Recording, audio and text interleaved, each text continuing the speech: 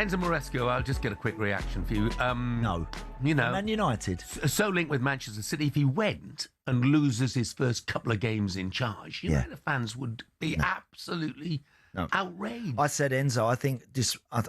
I think a young rookie coach walking into a job like Chelsea, I thought Enzo actually did, on the face of it, a reasonable job, a decent job. But no way should Man United look for that sort of guy moving forward from this point. That would be, in my honest opinion, the absolute worst thing they could possibly do, Jeff. They need something far more substantial, with the greatest of respects, than Enzo, than a bright coach. I said earlier, say it again now on the hour, they've got a million coaches at Man United. And whenever you watch a Man United game and you watch them warm up before a game, there must be 15 coaches out there putting their players through their paces. They need somebody to bring that together. One voice, one strong, powerful voice with a big CV, and is not afraid of pandering, or doesn't want to pander to players, not afraid of them. That's the sort of character Man United need, not a young, bright coach. They've got tons of them.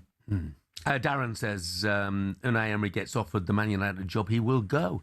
As a Spurs fan, we've won 3 trophies since Villa won their last trophy 29 years ago. Villa fans, wake up, he'll go. Let's get the thoughts on all of this from the Athletics Manchester United writer, Laurie Whitwell. Morning, Laurie. Hi, guys. How you doing? Thanks. Morning, Laurie. Yeah, good, thanks, mate. What did you make, as a starting point, looking to the future of Gary Neville saying we need to appoint a manager that fits the DNA of the club?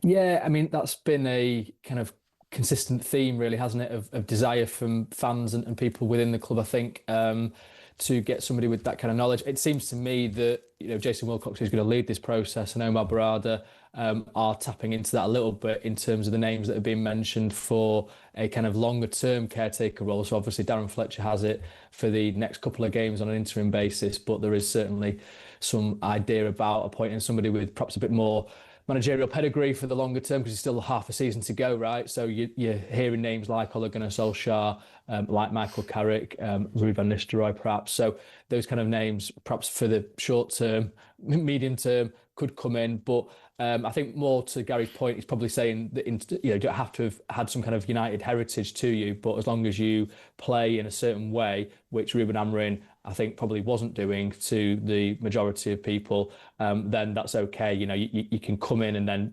become that kind of United heritage over time if you are successful. But obviously that's a big question, right? Who? I just heard Andy say there, yeah, I agree with you that I think you need a big personality. I think probably people would say that Ruben Amorim had a big personality, but clearly there were issues that then arose with players and obviously with latterly the hierarchy. So it's a delicate balance to find.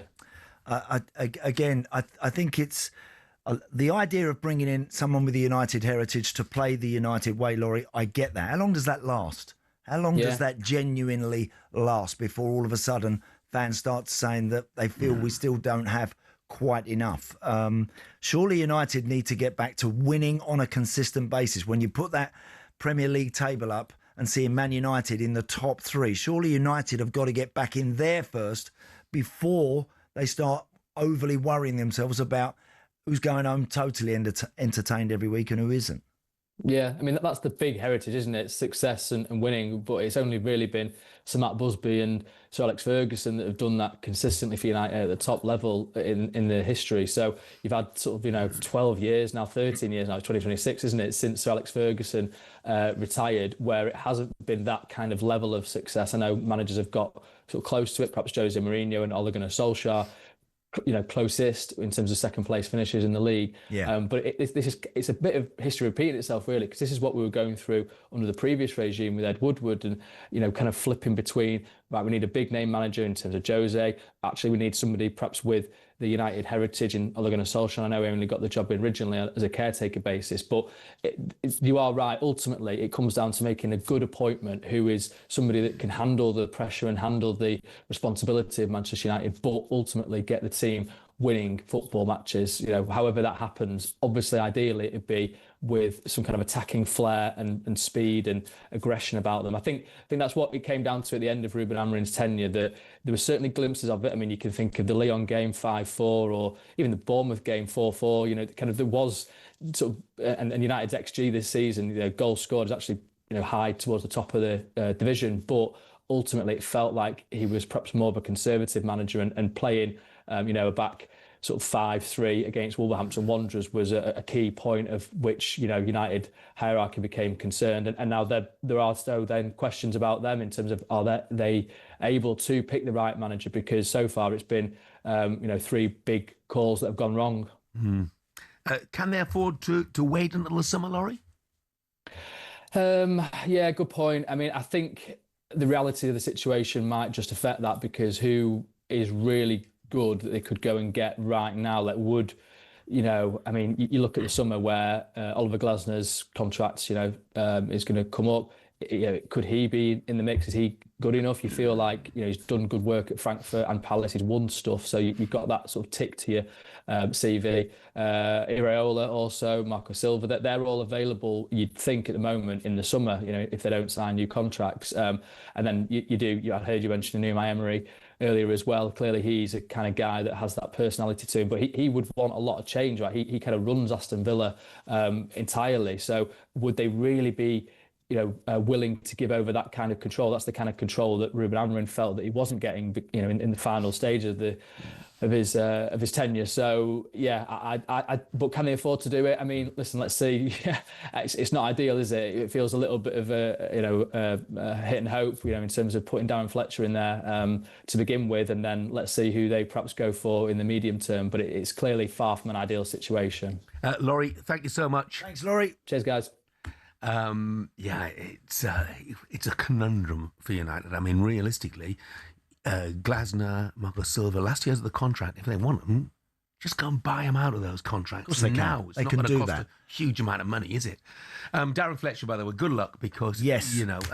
he comes over as a really good guy, but he's got a tough run. Burnley away. Then Brighton at home in the FA Cup. Brighton got a good record at Old Trafford. Then it's the Manchester derby at Old Trafford against City. And then it's Arsenal away. So those are the next 4 matches that he's going to face. Do you know, Jeff, and again, Darren has been around United all his life. In fact, his boys now are on the edges of getting in the team, and which is a lovely moment for him and his family. For Darren now getting this job, simplify things a bit. Simplify it. Doesn't have to go in there, and he'll know he's experienced enough, boy. He don't have to go in there all of a sudden starting trying to prove what he can do as a coach, but just cajole these boys along, nurse them along, get them ready, get them revved up, let them know what it really means to play for Manchester United, because he's done that, he's wore that shirt, and he's felt that, and he's been around that club all his life. So he can gauge from using his experience which of those players he feels can handle playing for Manchester United. I think there are players there that can't handle playing for Manchester United particularly well. And maybe they're the subtle changes that Darren might be able to make. I hope he gets a couple of good results under his belt early on, because that will help him massively. But good luck to him. Yeah. Coming up, we'll focus on the injury crisis in Man City's defence and whether they have to sign Mark Gay here in this window to save their season. That's next.